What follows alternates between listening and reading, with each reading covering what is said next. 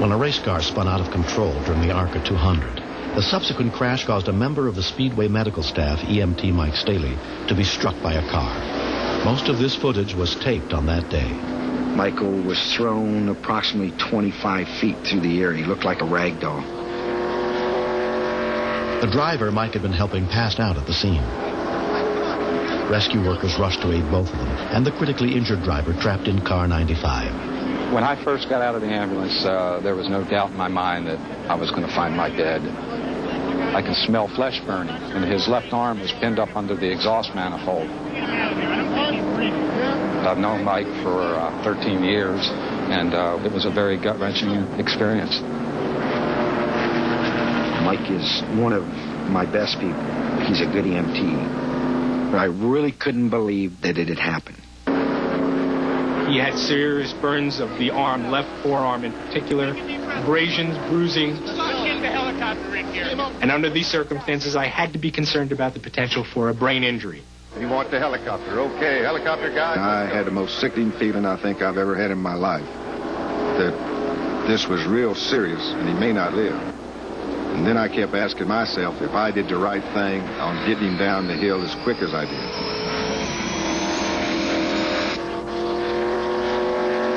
The driver that Michael was treating went down, so we had to send somebody to him. But that driver was not seriously injured. We estimated that the car that hit the car that he was standing next to may well have been going in excess of 160 miles an hour at that time. Get a collar on his neck. Let's get some oxygen on him. In our profession, we don't actually see the incident happen.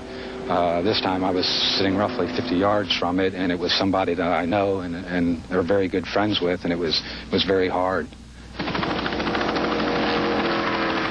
The medical helicopter was stationed only seconds away. He had a very badly comminuted compound fracture. What that means is the fracture was open, and the bones were now exposed to the dirt on the ground, and to some extent the burns suffered by the heat of the impact. We cut his pants off and put the mask suit on in anticipation of possible internal injuries.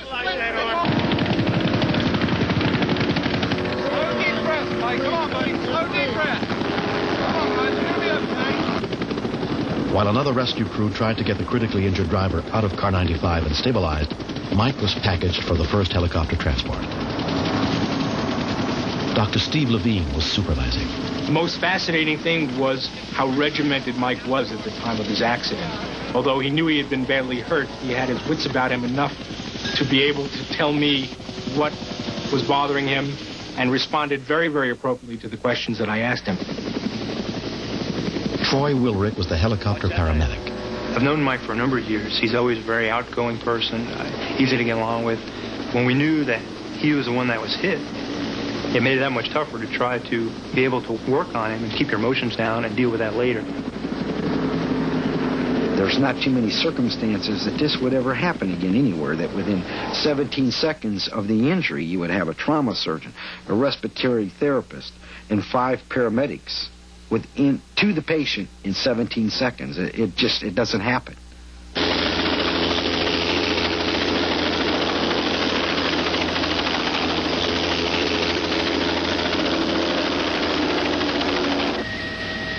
Once I received him in the helicopter, he started to wake up and now would respond to me. I said, Mike, can you hear me? Once he looked at me and said, Troy, okay, I know who you are, it was a sigh of relief that he was not critically injured, but serious.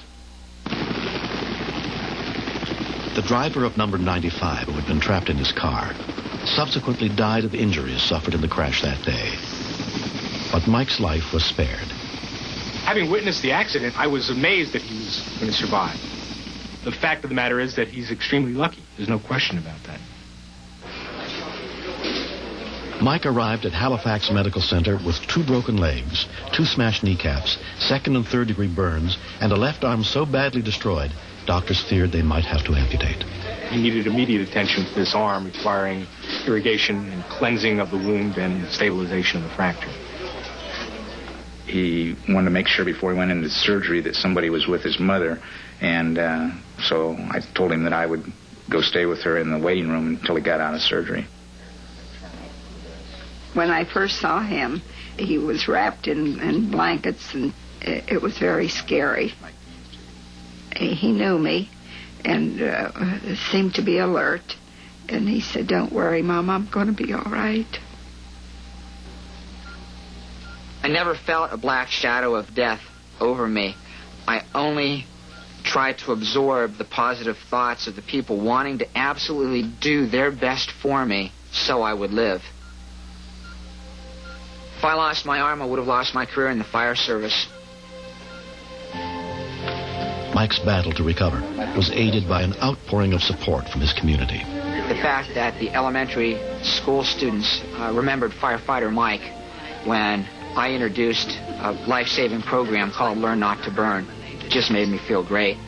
Receiving cards from friends that I made at the National Fire Academy 8 years ago and said, we're praying for you, Mike. We're thinking about you. Huh?